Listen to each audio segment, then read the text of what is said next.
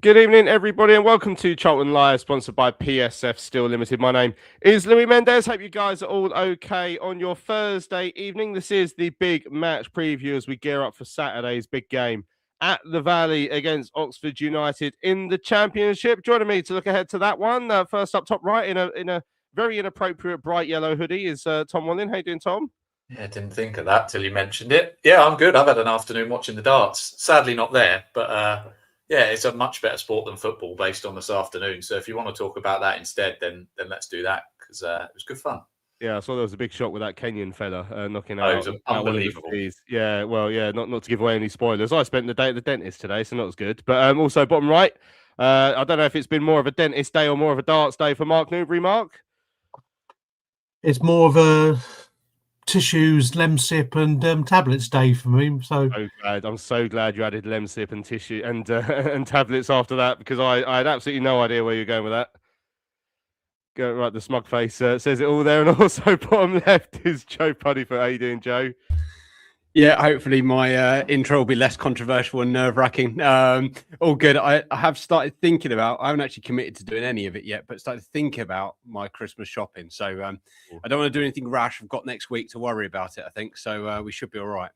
Yeah, I'm not impressed that you're getting so far ahead of the rest of us. But yeah, fair enough for starting to think about it. With Christmas just around the corner, I'd assume it's probably too late to order a Charlton Live mug now, and it'd be guaranteed delivery for Christmas. But get one now, and it can be like a little pick-me-up for the new year. So on today's show, I should say, we're looking ahead to Saturday's game, massive one at the Valley against Oxford United, who are sitting just 5 points below us. They are inside the relegation zone in the Championship. We're going to hear from the Addicts boss, Nathan Jones. We're going to head to that game. We're going to hear from Malachi Obrey as well from the Oxford Mail.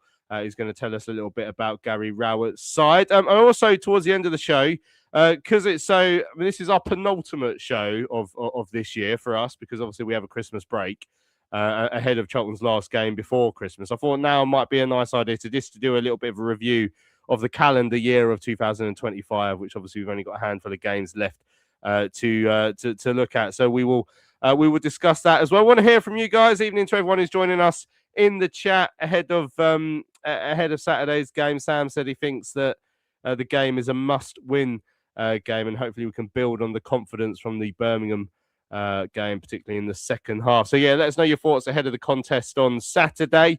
Let us know what you think of the team news. Who should start where? Is it a must-win game? As Sam said, you can email us studio@charltonlive.co.uk. You can tweet us at Charlton Live, or you can head over to the live chat on YouTube and put a comment in there. I mean, I'll throw it to you straight away then, Tom. So, as I said, we're sitting 5 points above the relegation, or above Oxford, sitting inside the relegation zone. They're in 22nd, so the third bottom team on 19 points. We're in 17th on 24 points. Our goal difference is marginally better as well by 2 goals. Must win, must not lose. How do you see this one? Yeah, I was going to say, I think it's must not lose. I think it's too early in the season to be chucking around must win, particularly when you're not already in the relegation zone.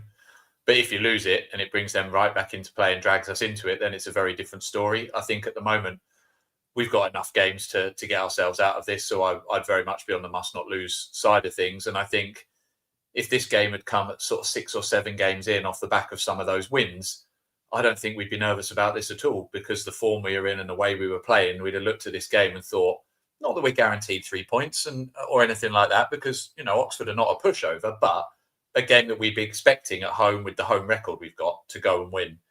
I understand why we are nervous, because the games that have happened recently have still happened. So it's not like they don't exist. And obviously we've conceded a lot of goals. We've lost a couple at home, which doesn't happen very often. But I do take confidence from the performance, certainly second half at Middlesbrough, large parts of the game against Birmingham. We do look more like ourselves. It'll be interesting to see if we can get any players back for Saturday. But I certainly think it's the sort of game that we should be going out and trying to win. I'm sure that's the way Nathan Jones will set up. And if we do win, a bit like the Birmingham draw, just start continuing to stop that rot and going into the busy festive period with 3 points would be huge. So it's a massive game, don't get me wrong. But I think if we were to draw it, I'd be disappointed, but I'd accept it. If we lose it, a very different story. So must not lose is the way I'd be looking at it, I think. Yeah, all hell let loose is asking Mark if there's such a thing as a 6-pointer before Christmas. Although, to be fair, he's also asking what you're getting up to with tissues and custard over Christmas. But yeah, it feels like, I don't know if 6-pointer is the right phrase as well. I mean, it feels like a massive game to me. I think the one thing we don't want to happen over the next few weeks is for that gap between us and the relegation zone to shorten in any way. And there's possibilities with obviously big games against Oxford coming up, and away games at Norwich and Portsmouth, and not too long after that we're going to Blackburn as well. So 6-pointer, it feels like one, because if you lose it, then all of a sudden I think you are looking over your shoulder a bit more. Yeah, I'd call it a 6-pointer, because you could consider we've got 1 point in 6 games, and that's a thing. And we're not sucked into that bottom 4 or 5 yet. However, like you say, you do not want to give any of the teams below you any chance of a sniff to thinking, hey, we can catch these. And it'll be a difficult one, because it's a decent manager, but and what you don't want to do is try and put too much pressure on yourself, because it is only December, and we know with players to come back and possibly players to come in, what a good side we can be. And but I would say it was a 6-pointer, because only literally for the fact of what we haven't taken for the last, there's been good bits in some of the games. Birmingham, I think it's a turning point as such, as in it stopped the rot. And hopefully the players could say, hey, you know what, they're a good side at home and we've held them. So they can take some confidence, which was starting to look like it was lacking a bit with a few of them, and drive on from there, and take in some positives from Nathan's presser today, and possibly seeing a couple, we don't know, it might just be a tease of players making the bench back. And I think we're just going to feel generally stronger around. Once you look at that bench and you go, right, now we've got some names on there, we can actually push on, as opposed to, who's going to be playing left back this week. So you don't want to put too much pressure on yourself, but there has to be pressure put on them to perform, and that's the thing. And it's getting the balance right with that, because I don't think we're going to give them a hard time if, say, we go a goal down, because that's not really been us over the last. But I think most Charlton fans will look at Oxford and say, hold on, they're not a Southampton, they're not a Stoke, they're definitely not a Coventry. We should be able to take them, and wrap them up for Christmas. Yeah, I mean, they've only won 1 in their last 9 games in the Championship, Joe, 2 in 10. But so, I mean, these are the ones that we will be targeting as ones that you would expect to pick up 3 points. But I think we found out over the course of the season that things don't always go the way you expect with us.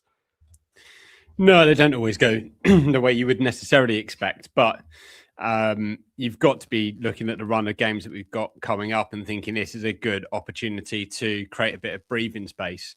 Hopefully it does go the way that we expected 6 weeks ago, rather than the way we would expect now as well. There's a different element to it. But I think with the players that we got coming back, that's all well and good. But as we saw with Bell, when he went from being able to do 10 minutes on Tuesday to starting on a Saturday, we're going to have to ease these players back in slowly. And a nice win on Saturday means that you're 8 points clear of Oxford. And that gives you, I think, a little bit more breathing room to give players an extra week or two in terms of coming back in over that Christmas period. And you're not going into crunch games on Boxing Day where you're like, oh, we probably might need to actually chuck on a couple of extra players here and risk a couple just to try and get that gap back, because we don't want to be in the bottom three come January. So it is one of those. I mean, I think at the start of the season, Oxford were roundly tipped to be going down. And their recent form does show that. So you would hope that, all things being equal, if we're going to stay up, these are the types of games you're going to go out and really stamp your authority and put big 3 points on the board. And the other thing is, a win, a draw potentially, but a win especially would give us the ability to build on that platform that we set in the second half against Birmingham. Whereas if you then turn up and don't get the 3 points on Saturday, and suddenly that was just 45 minutes of looking okay when we probably need a little bit more. So I think everyone's right to be a little bit nervous, but there's a bit of me that's quite confident going in, especially with players coming back. The players are going to want to go out there that have got the shirt at the minute, going to want to go out there and stake their claim to stay in the team, because they know they've got people coming over the hill who will be wanting their shirts back. And you've got as well a big Valley crowd just before Christmas. Everyone wants to go off and have a very nice, enjoyable Christmas, looking at a nice big 8 point gap. I mean, what else do you want Santa to put under your tree? That's all I could ever want, really, is an 8 point gap above the relegation zone. The direction of travel is hopefully going the right way now, Tom, based on the 45 minutes in the second half at Birmingham. In the first half, there we obviously had a big chance, but more so the second half where we played well and we came out and got a deserved point. Are you getting some inklings from that performance that we are heading in the right direction now? I'm getting some inklings, but I don't know if that's just me being a fan and hoping for the best, or whether it's genuine. And that, I think you need a longer sample size than a game and a half to know whether that's the case or not, really.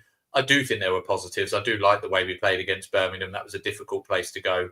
And even if you're not on a bad run, you're probably not expecting more than a point there. And we managed to get that point. And even in the games where we lost, and we lost heavily, we were blitzed for a certain period of time. But even then, there were periods where it was pretty 50-50, really. And I haven't really seen anything from any side we've played to properly scare me. Southampton scored 4 in 20 or whatever they did. But after that, largely, I know job was done, and so they're going to back off and all of that stuff. But the Stoke goals, there were a couple of flukes in there. Coventry are the side way and above everybody else. We did manage to get in front, and we were forced to change due to an injury. Doesn't mean we would have gone on to win the game, but there are circumstances there. So I've never been overly concerned with this run at all. Largely, there are reasons behind all of the defeats that have come. But as sort of Mark was saying and Joe saying there, those results have still happened. They have to be taken into account. And we're coming into this Oxford game in a very different shape than we would have been 2 months ago. So, yeah, I do think the tide is turning. I do think players coming back will help. I do think hopefully we're going to get a little bit of investment in January and kick us on. I still don't think we're bad enough to go down based on all the performances we've seen to date. I just don't think we're a bad enough side to go down. Doesn't mean we won't go down, but I don't think we should. And if that's it, and we just consolidate and go again next year, great. When we were up in the top 6, or when the graph was looking like we were going to win the league, I think we were all sort of dreaming, but I don't think any of us expected that to happen. It still could. The league's still tight. We go on a good run, and suddenly you're back up there. So, yeah, I just think overall we're a well-balanced side on the whole. We don't score enough goals. The strikers aren't doing that enough. We know that. Largely we're defensive solid. Again, the recent games haven't borne that out, but largely we are. And we move the ball around fairly okay. So I think we're sort of a middling championship side. I think that's probably where we'll end up. But we do need to improve our performances from recent weeks, get a few wins over this festive period against teams that we expect to do more against. And then when we come into Coventry in the new year, sort of write that one off. Some of the bigger games in the new year, then, we're not looking quite so nervous because we've got a little bit of a gap again. Yeah, I mean, since you've mentioned it, we haven't actually looked at the graph for ages because obviously when we lose, no one's clambering to see it. But bear in mind we have a game in hand on everyone else as well. I mean, we're still sort of tracking for mid-table 55 points. Would be 10 points, 11 points above the relegation zone statistically on average over the last however many years. So it's not as bad as it looks. I think the game in hand, maybe if we can pick up a result against someone in that time, might skew things a bit. Is obviously the concern is the fact that red line was very much flat for 5 games in a row where we didn't pick up any additional points. But yeah, we're still, as long as we don't have an absolute disaster over Christmas, then I'll still feel confident that we'll be able to crack on with what I hope we can do this season, which is stay up and finish in mid-table, which I'm thinking is what the case will be. Isaac as well says, look where we were this time last year. So much football to still play. I mean, Nathan Jones even mentioned it in his presser earlier on today about how his teams often finish stronger. Well, we certainly saw that last season as well. Deputy Dan says, evening guys, some positive news from Nathan in the presser about injuries. Fingers crossed Bell is back. So let's have a listen to what Nathan Jones did say ahead of the game with Oxford. We had a scare with Lloyd Jones going out and looking like he was being sick. I couldn't tell from our vantage point. But how is he, and is he okay straight after that? I know that you said he played on anyway. But he was on his Christmas party on Sunday, so he couldn't have been that bad. But no, look, he was fine. He felt sick. He looked at far more dramatic than it was. But once he went to speak to me, he said, "No, I'm fine. I just feel a bit sick." So, that's why he needed the respite, really. So, yeah, when you do that, people think, well, it must be concussion, it must be something, but it wasn't. He just felt sick. The leads me nicely onto the obvious question, which is about injuries and what have you. As we run into a tough period of games over the Christmas period, are there any Christmas presents likely to come off the treatment table? Yeah, they are. Look, we're in a considerably better position than we were. Look, how many are able to feature on Saturday is one thing, but they are filtering back now. So of the 6 injuries that we've got, we could get 2 back for the weekend, and then a further 2, and then we work on from there. So look, we're in a better position, and it's looking better. Training session today, when you look at who we've had fit and the competition we've got there, it starts to look a lot healthier, in terms of everything. We've got to manage them right, because you can't just throw everyone straight back in and so on, and then re-injury. But look, when after the Swansea game, for example, when you're looking round and you look depleted, we look now a lot stronger unit. So hopefully for this festive period, we are in a far better position. Is the timing of that draw at Birmingham then a perfect one? Because you had to shuffle things about, bring, as I said before, Ibi Fuller in for that spot at left wing back. Is that a timely reminder to everybody that everybody's going to get used and they're all important? Well, we keep preaching that. I've pretty much played everyone at left wing back apart from Jason Morgan. It's literally it's been a problem position for us. All those things now are starting to sort themselves out. This is a position we want to strengthen in as well. So look, we're in a better position, and as I said, it just showed, because we asked them to go back to normal, back to basics. Let's go back to what we do, because it's been uncharacteristic. We've conceded the same amount of goals, I think, in 4 games than we did in the previous 14, 15.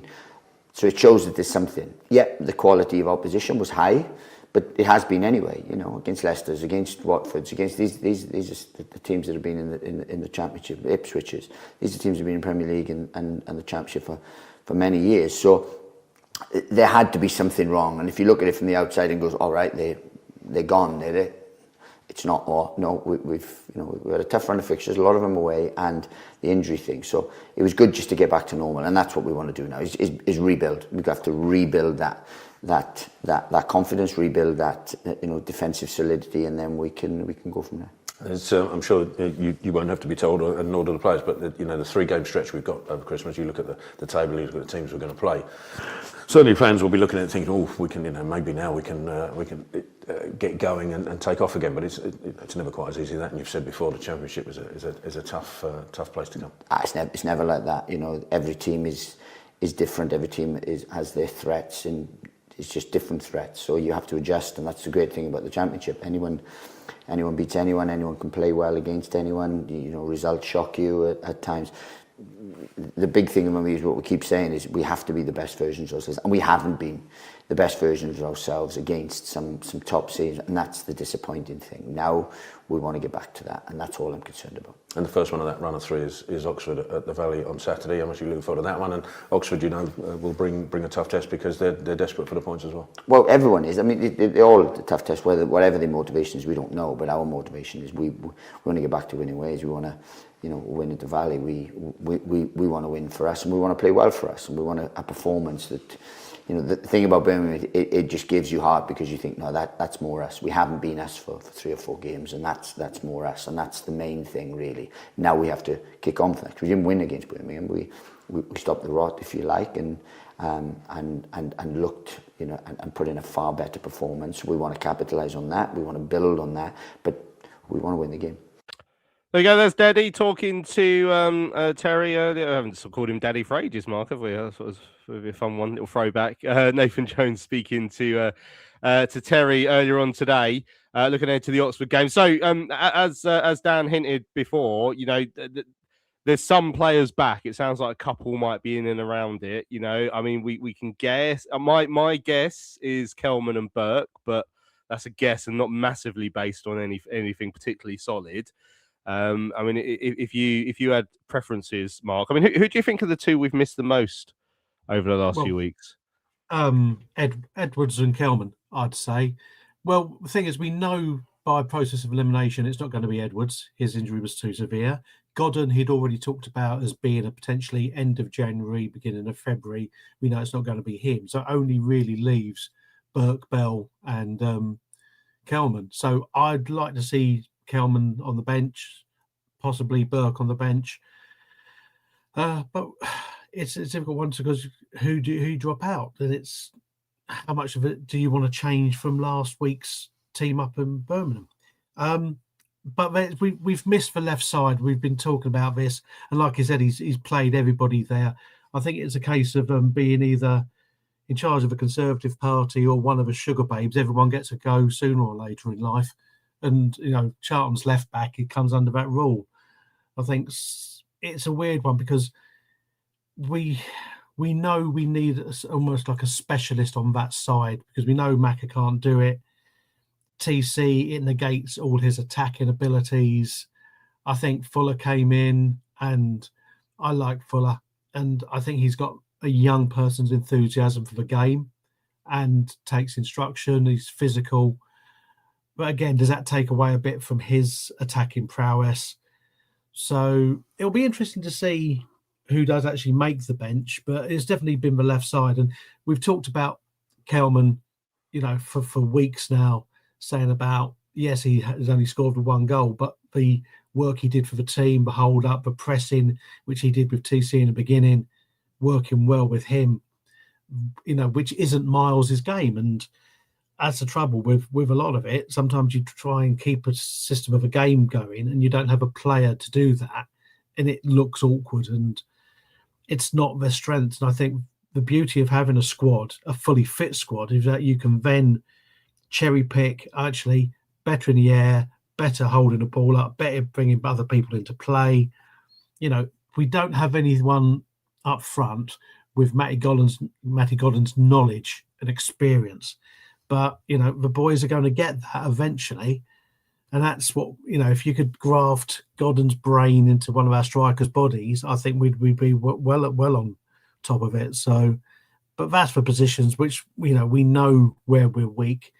But I also think possibly centrally in midfield, he's got to nail down what he wants there and not have, because Doc's been in and out, Coventry's had a bench a couple of times, Karoy's only just come in.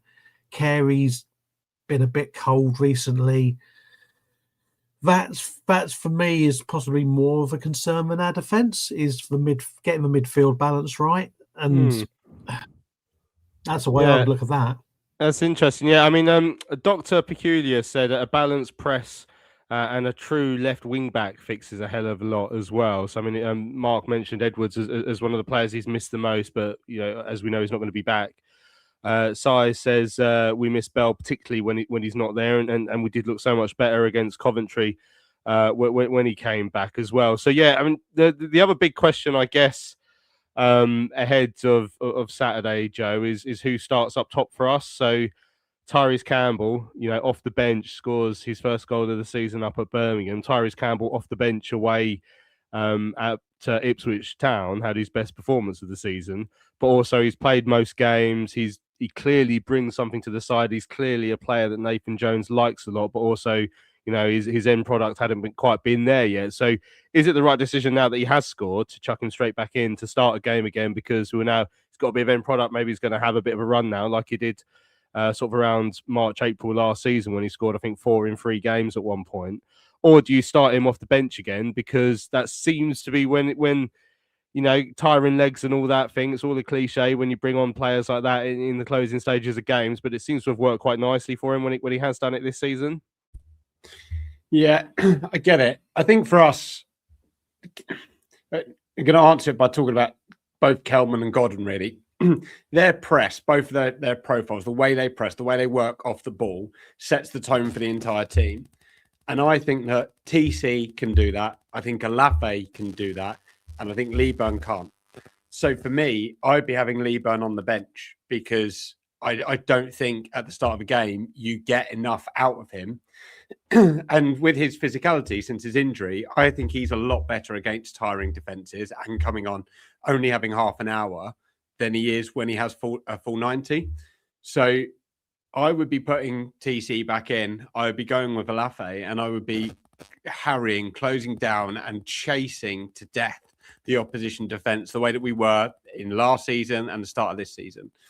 I think when you're doing that, it frees the midfield up to press in the way that they're good at pressing and makes them look a lot more solid, and it takes a lot of pressure off the defence. When teams play around us and they get past that initial press and then they're into our midfield and we're scrambling, that's when we look the most weakest. Now, we have been playing teams of late who have the ability to play through that press. And you could argue, should we maybe take off the gas and sit in a bit deeper and press a bit later? But TC is so important in that part of the game. And the other thing is he does carry the ball. His end product is sporadic. I don't think he is very, very consistent. He does do frustrating things, but he also does some fairly brilliant things as well at times. And I forgive him his goals because I think he gives us a platform that we don't have unless you have him in the squad. And if you're not going to have a TC, then I think you need to find a role for an Apter. Because you definitely need one of those players that can pick up the ball, sprint with pace, go past somebody and get a ball into the box and unlock a defence. Because we're not going to do it by playing through them.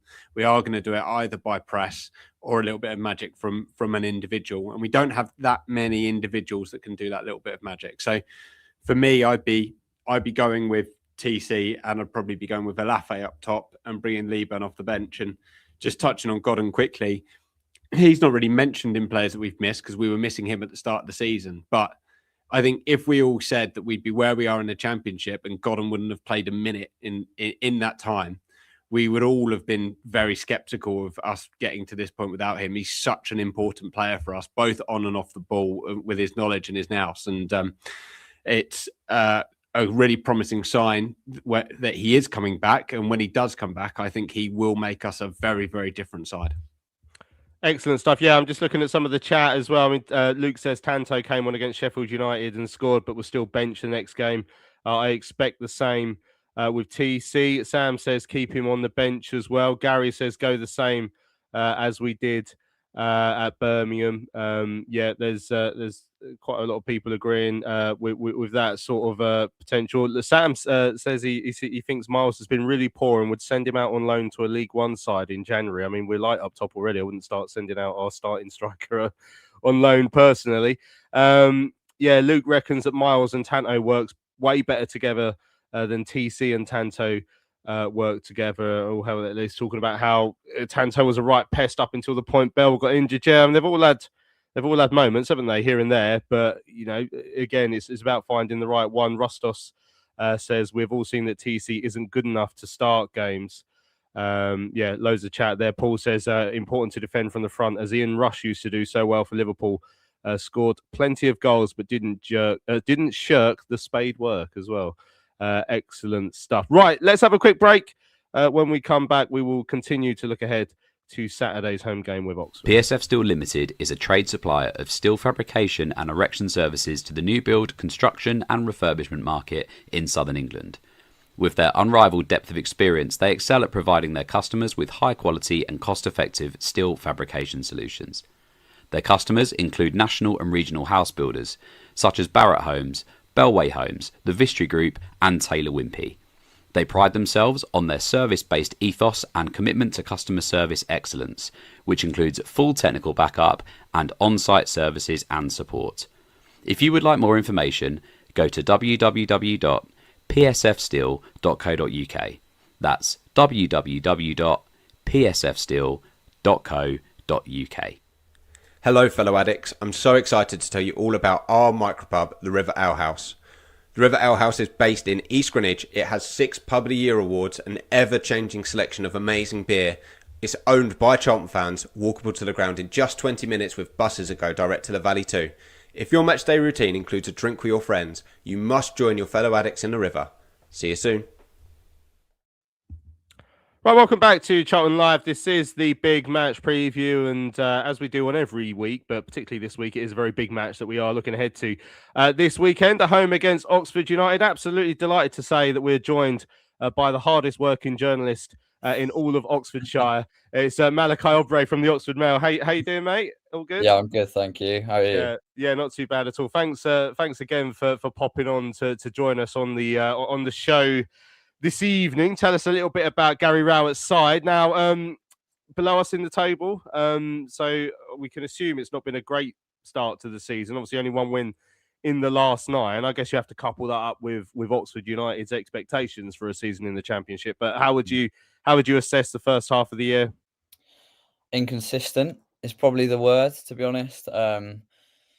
Yeah, it's been. I mean, it's hard to get runs going for any team in the Championship. But I think with Oxford's, resources and budget and players they have available, it's been an inconsistent one really altogether. A fan base that's very split at the moment over Gary Rowett and his style of football.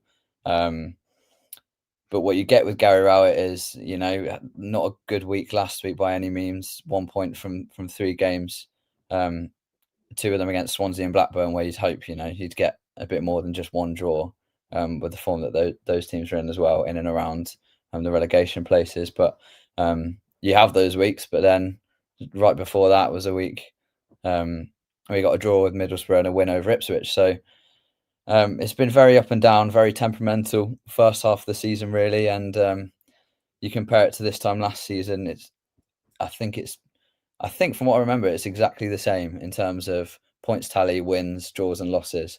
And obviously, Des Buckingham lost his job for that. So yeah, a lot to talk about and a lot to split the fans of Oxford at the moment. Malachi, one of the things you said was splitting the fans was Rowett's style of play. I think it'll be his 1-year anniversary on the day of the game, or certainly around it. I think, was that right? Yeah. So he's been there about a year, and as Louis says, I don't know what Oxford's expectations are in the Championship, but just focusing on the style of play and thinking about it from a Charlton perspective, what can we expect in terms of an away performance from your side? Well, away performances, especially against teams that play 5 at the back, we'd probably expect a 5 at the back this weekend. He tries to set his teams up to be hard to beat, which isn't always pretty. I think the way Oxford have been in the past few years is they've been playing in League One where you're able to play that expressive football, but you just can't do that in the context of Oxford United in the Championship. So it is very much absorb pressure when they have to, defend the box. Something they do pretty well is defend the box, get men into the box, defensive contributions, clearances, that sort of thing. I think Hellick, one of the centre backs, is really high up in the Championship statistics for those sort of contributions. So it is very much defensive focus, but when he can in these sort of games as well against Charlton, who, you know, as much as Charlton will look at Oxford and be like, we've got them at home, we want to get a win. Oxford have a similar view of this game as well, with the form that you guys are in. So, yeah, I'd expect him to try and press quite high up, come flying out the blocks, but maybe not have the majority of the ball. So yeah, I mean the main goal for Oxford is to stay in this league. So by any means possible, really. So yeah, that should tell you what you need to know. It does say quite a lot, because you haven't mentioned you having the ball yet at all in your description of Oxford. So it obviously isn't the sort of main part of your game. But you mentioned the press, you've mentioned sitting in, but when you do get on the ball, how do you sort of bring the ball forward, and what players are we going to be looking out for in the attacking part of the pitch? Yeah, I realise I have barely touched on anything on the ball there. I will say, in the last game against Preston, second half in particular, I think overall in that game, actually, they had the higher possession percentage. Most of that came after Preston were 2-0 up, and then Oxford quickly responded. So it was very much that they had the momentum to have the ball and try and take it forward, and Preston were fairly happy to let Oxford do that. So yeah, in terms of players that will be a threat, I think the clear standout is Brian de Keersmaker at the moment, and he came in the summer from the Dutch league, and he's looked really impressive. And particularly without Cameron Brannigan, who's out injured at the moment, has been for about a month, and probably is going to be another month as well. He is the easy, go-to threat with his long shots, his passing, that sort of thing. But with him out, de Keersmaker's really stepped up as well. Brings a lot of energy, likes to carry the ball, and has a good ping on him as well. Got his first goal at Preston the other day. Not at Preston, at home against Preston. So he's a threat. With the five at the back, there's not really able to use wingers. And Oxford do have Shemi Plaqueta, who has a bit of pace about him. So off the bench, he's someone that can be dangerous. The same with Stan Mills. He's someone that fans want to see start, maybe even in a wing back position on the right this weekend, because he's more direct and will drive at defenders to try and get crosses into the box. And then up front, it's chops and changes quite a lot. Will Lancashire is probably the biggest goal threat on loan from Spurs. He's top scorer, I think, with 5 goals this season. And yeah, give him a chance in the box, he's most likely to score it. So yeah, those are a few players probably you're most looking at to do something for Oxford. Hey, Malachi. Not sure whether it's because you've got a couple of big name players out, pretty much like we have at the moment. Yeah. Do you feel that you've just got to be still hanging on the coattails to when these players start to come back, and then you could probably put a run together? Or is it a case of it's just going to have to be a patch job, and if you finish one place above a relegation, that will possibly count as a good season for you?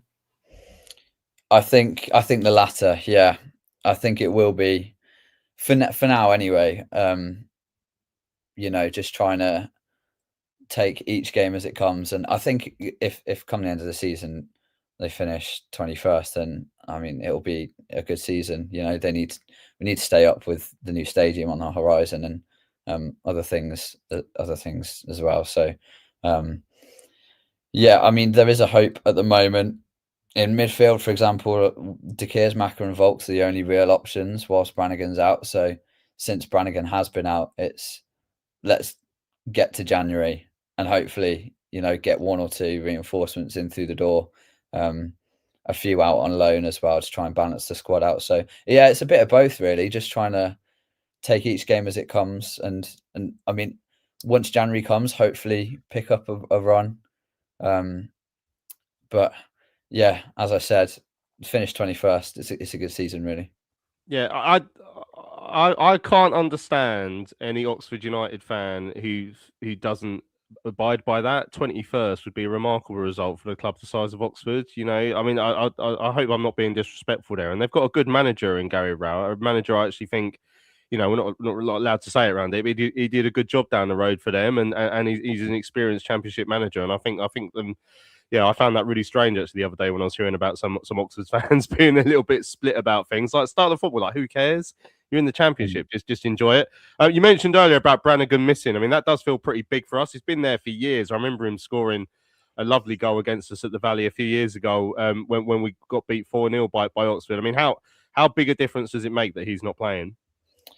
Yeah, it's pretty huge. I mean, considering he's the captain as well, it's a big loss, both on the pitch and in the dressing room. So, yeah, it is big. I mean, you look at his goal catalogue. I mean, over the time he's been at Oxford, but even just this season, I mean, I think he's scored 2 free kicks which both were outrageous, and then a really, really nice like postage stamp top corner finish against Millwall. So, yeah, I mean, it's the fine margins, and Gary Rowett talks about this a lot.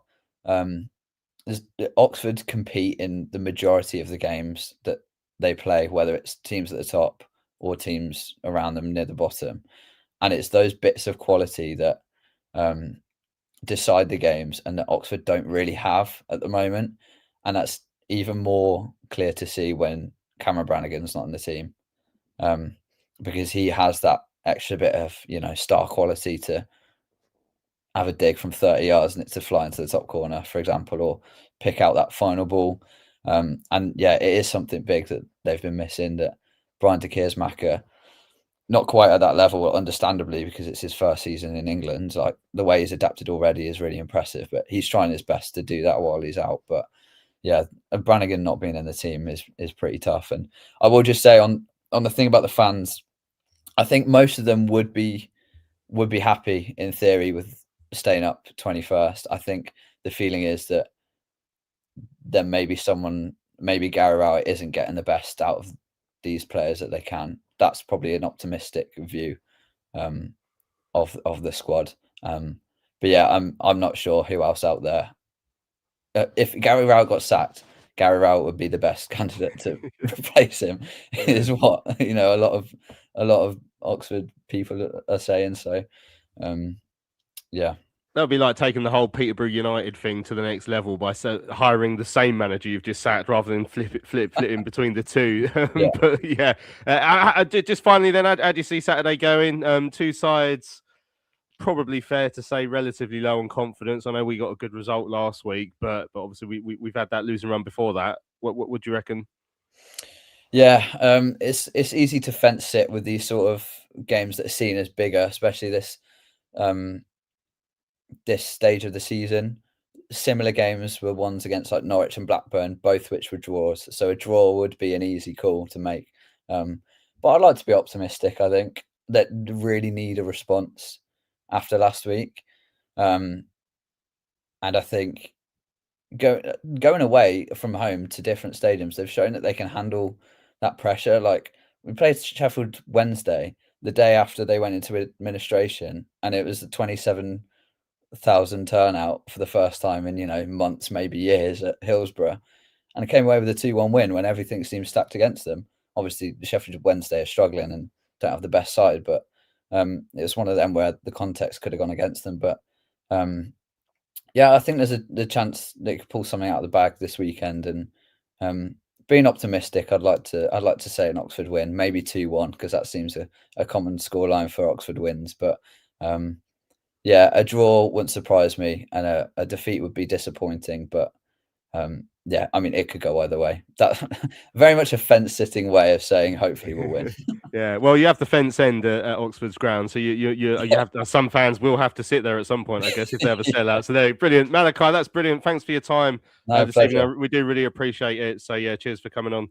Hope I'll see you at the Valley on Saturday. Nice one. That's Malachi from the Oxford Mail joining us to tell us a little bit about Gary Rowett and his side. I am going to address like a comment in the chat briefly. So obviously we've been talking about who might start up top on Saturday. And a bit of an age-old sort of criticism of Miles Leaburn has come up that he doesn't win his headers. So I'm just going to bring up a stat website. I don't know if you can see that, actually. It's pretty small.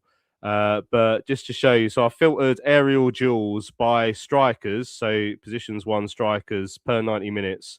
And Miles Leaburn is the 3rd highest in the championship for winning aerial duels. So Kiefer Moore wins 7.6 per game or per 90. Carlton Morris wins 7.5. Miles Leaburn wins 7.1, which is more than Ellis Sims, who's a pretty big chap. Obviously, we saw him score against us the other day. Michael Smith, who we know well. Colby Bishop's a bit lower, probably not surprising. Ivanovic at Millwall is a fair bit lower. You can notice that obviously these top 3 compete in more aerial duels than most as well. But in terms of actually winning more, I think only really Ellis Sims, in terms of a percentage, wins as many. Wins an outright amount more than the likes of Kiefer, Carlton, and Miles Leaburn as well. So it's always an interesting one, but I just think it's interesting that that doesn't always get picked up by people. So there we go. Right. I said I wanted to do a bit of a review of 2025. Before we do that, we're going to hear from Nathan Jones one more time, just talking about the Christmas period that's coming up. Just for Christmas, at least I don't know about everybody else. So you have a nice break. So I'm having it. So basically, yeah. But it's my opportunity to wish you and your family, obviously, a Merry Christmas. Now, fans will be looking at this stretch and have their own Christmas wishes. Does Nathan Jones have a Christmas wish for himself and for the team? Well, 12 points would be nice. That would be it. But no, look, it's as we've seen, Christmas is a wonderful time. It's a family time.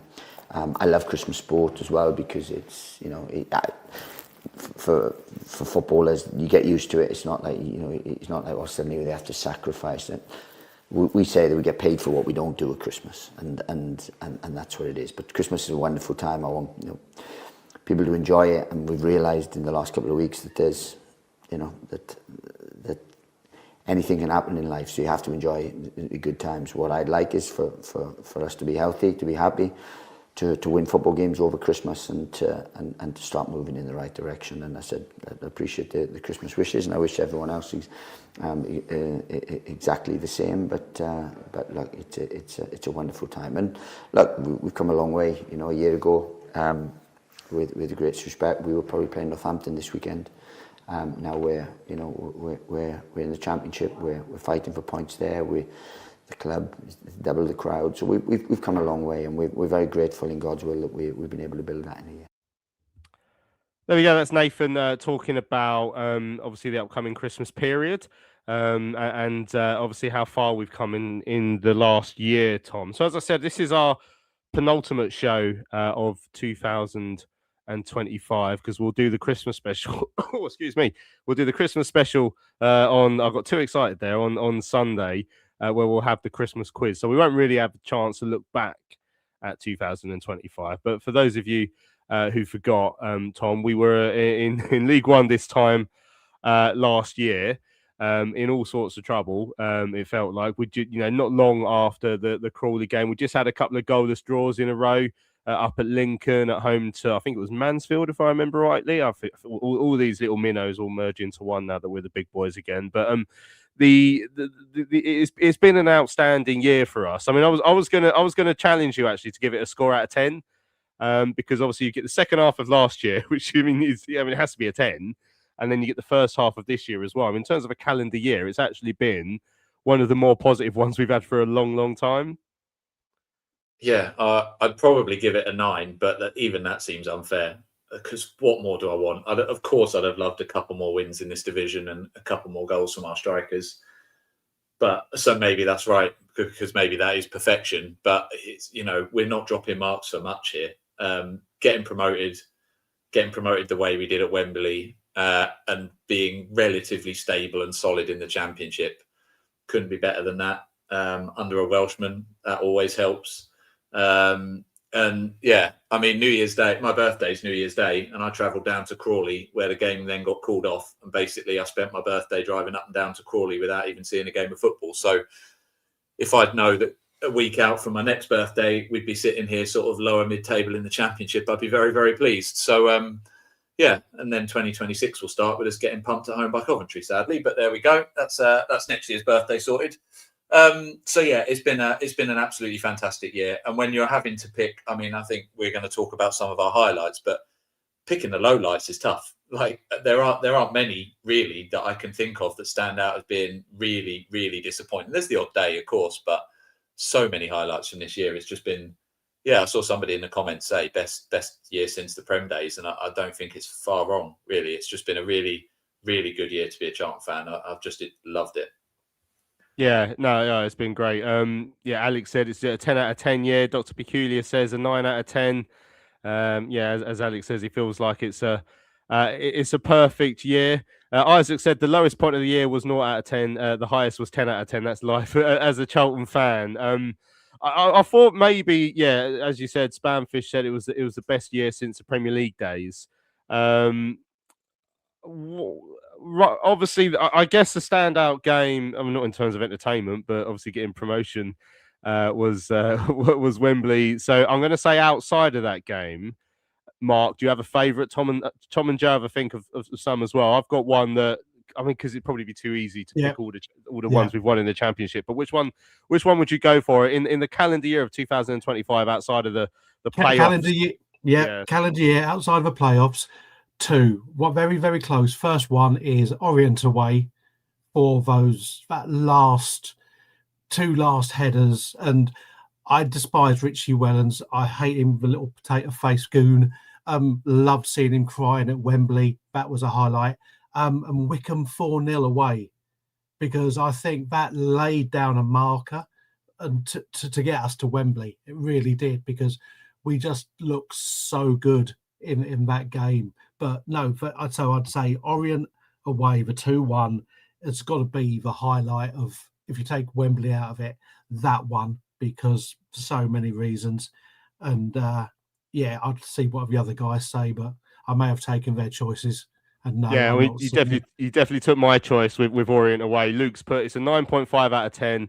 If Mark gives us a rendition of All I Want for Christmas, it will be a 10. I mean, he's already said he's had his go in Sugar Babes already, so he's obviously got some vocal training there. But no, Joe, I mean, he might have stolen some of the good games there. Obviously, we haven't really mentioned the ones in the Championship, which are right up there. But yeah, the Orient one is very, very rare. I'll come home from a game and I'll say to my wife, that was genuinely incredible. And I think we spoke about it at the time. I don't think there's any other example we could find of an added time turnaround from losing to winning away from home. I don't think we ever found another example of that. So sort of a historical one. Yeah, maybe Ipswich away this year. Again, I remember saying to Kyle on the way out, this that was incredible. That was right up there as one of the favourites, just because of how things have flowed throughout the season, how good Ipswich are and can be. Have you got any other nominations? Yeah, Ipswich away would obviously be up there.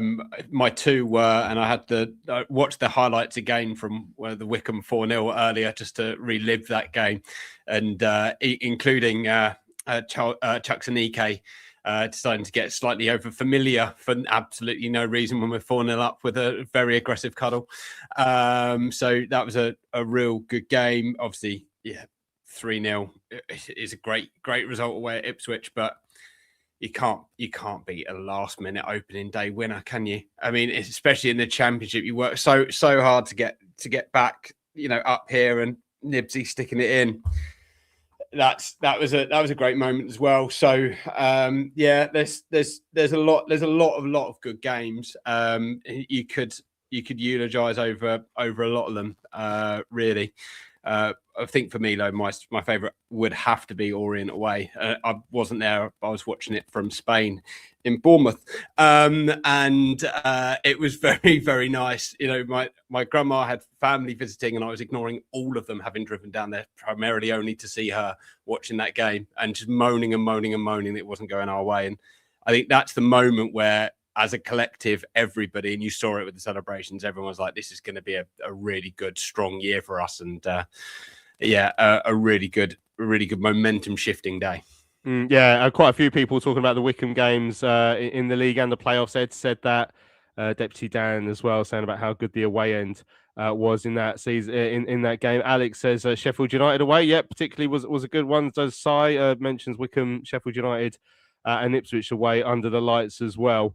Quite a few people saying that one. Luke saying Wickham home in the semi playoff final as well. Yeah, went to it on my own and hugged some random guy next to me when we scored. They're always great moments, aren't they? A great way to meet people as well if you're really lonely is in the melee after a goal. Isaac said that Ethan's Nan's 90th was a good day out as well, to be fair. I don't know how many we took to that, actually, but that was the same day as the Wickham game, I think. Tom, I think, to be fair, I think we've covered the games there. Paul says seeing Macaulay Bond sign for Malden and Tiptree was a big highlight for him. Yeah, that's a good one as well. So actually, Tom, we're going to have two more categories. I think we've got time to get through them both. So in 2025, I'm going to give you the easy one, which will go round, and then we'll do the harder one after. So the most important player for us in 2025. So right at the top of the chat, forgive me if I can't find it very quickly, but someone expressed surprise. Yeah, here we go. P says, I can't believe that Godden hasn't been shortlisted for Sports Personality of the Year. So in very much the FIFA Peace Awards, we're going to create our own award here for our players and give it to them. But I mean, is Godden up there? Is there anyone else who you think should be highlighted as our most valuable player of the calendar year 2025? I think Jones probably has to get it because he's done most of the calendar year.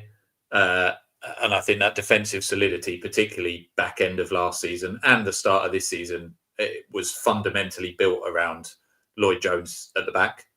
I'd give it to Godden. I think he gave me I know obviously Wembley was great, but that goal in the second leg at home in front of the sellout and that atmosphere for the 15 minutes after will live with me forever. And I still go back and watch that on a regular basis because it was obviously such a terrible goal, but such a calm golf swing celebration amidst all the chaos, are just so special. So I would give it to Godden for that and for obviously the goals that he scored to get us into those playoff places. But I think if you have to just pick one player, it has to be Lloyd Jones. You look at where that defence was before he came in to where it got to, and you think, oh yeah, perfect timing. Yeah, you look to Ralph Thomas and Michael Hector, as Luke says. Up front, we've always had goals from somewhere, albeit Godden took that to another level. So as I say, I'd give it Godden, but I think probably Lloyd Jones is the one. I just think he's been fundamentally the difference in this side. Yeah, I'm just looking at the chat. I think Lloyd Jones is the one mentioned the most by people. There's some outstanding players as well. The likes of Connor Coventry mentioned by both Ed and All Hell Let Loose. Obviously, Gillespie scored the winning goal up at Wembley. Alex says that one. But yeah, I think most people are saying Lloyd Jones. Isaac says maybe Danny the Hitman Hilton as well. I mean, I always mention that little touch for the goal against Chelsea, and then he kicked a 17-year-old goalkeeper or something, which was quite funny as well. In that game, Alex says he wants to see no Terrell Thomas slander here. You come to the wrong place, I'm afraid, Alex, for that one. Right, so I think we've covered the players. So the last category, because we are going to be short on time then. So this is an interesting one. You can all think about it, and if you have anything different to what Mark's about to say, let us know. But the unsung hero. So who has been a very important player, but perhaps hasn't got the recognition that your Lloyd Joneses and your Goddens have. Maybe Connor Coventry might have been that one, but he's had a couple of people nominating him for the main award, so maybe that's not the right one. So, Mark, unsung hero, someone who did more than I think we maybe realise, someone we've taken for granted a little bit. Well, I think for his redemption arc, I think it's got to be Macca.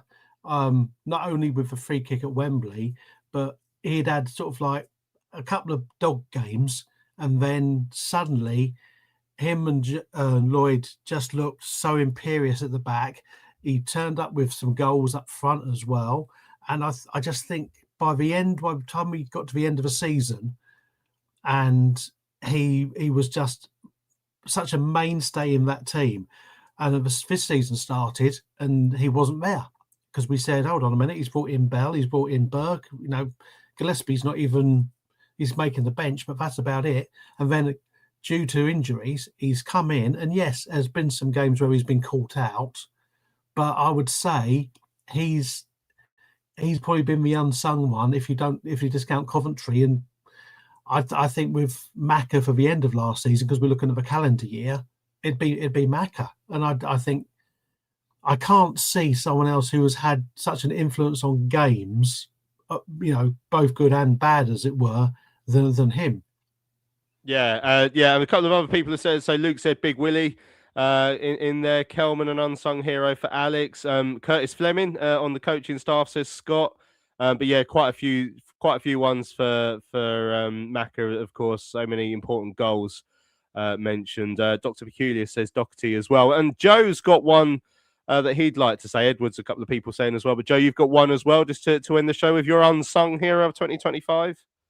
He's unsung because he'll be forgotten. He'll be an anecdote in the playoff campaign for us last season, which is Gilbert.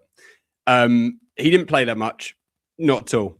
He got an assist for the 1-0 win at Crawley, an assist versus Peterborough to win it 2-1 in the 89th minute, and 2 assists at Orient to turn it from a loss to a win. So a net contribution there just from 4 kicks of the ball of 7 points. It doesn't feel like a lot, but if you take the Orient game out of that season and those 2 corners, well, who knows where we would be? Would we be in the playoffs at all? Would we have got that far? Because it was such a momentum swinging day. So I think he didn't play a lot. He will be absolutely forgotten, but I don't think you can overlook for the amount of minutes he played, the contribution he had. Alex Gilbert. Yeah, lovely stuff. Ray says, how can we not mention Ramsey as well? He's not the unsung one. Maybe he'd be up there in terms of one of the more important players as well. And now, if there was a Laurie Wilson award for used to be bad, but now is good, I think Paul will give it to Benji's Wi-Fi, which has actually been immaculate over the last 3 shows that he's been on as well. So there we go. Right, we'll leave it there. We have run out of time. So don't forget, we're going to be back on Sunday, which will be our Christmas special show. So we'll do all the looking back at the Oxford game, all the post-match reaction as per normal, but we'll also have our Christmas quiz as well. We're going out for our Christmas drink on Saturday, and I'm sure you can all guess that we're probably going to the one pub that one of us owns. So if anyone is desperate for a pint with us after the game, we'll be quite late in the evening. We'll be in the River Ale House after the game. So yeah, if any of you fancy saying hello, we'll be down there. But for now, massive thanks to all of you who've joined us on the show this evening. Thanks to Malachi as well, who gave us the lowdown on Oxford. But for now, Tom, Mark and Joe, cheers for joining me this evening. Cheers, Cool, and Merry Christmas to everybody out there. Yeah, for the parents there, may all your toys come fully assembled and with batteries for the kids. Yeah. I mean, order batteries is what I'll always say. Don't forget that. I found that out over the last few years. Right, I'm Louis Mendez. This has been Charlton Live for Christmas toys, that is. I'm Louis Mendez, this has been Charlton Live, sponsored by PSF Steel Limited. Thanks for your time this evening. We'll see you again on Sunday.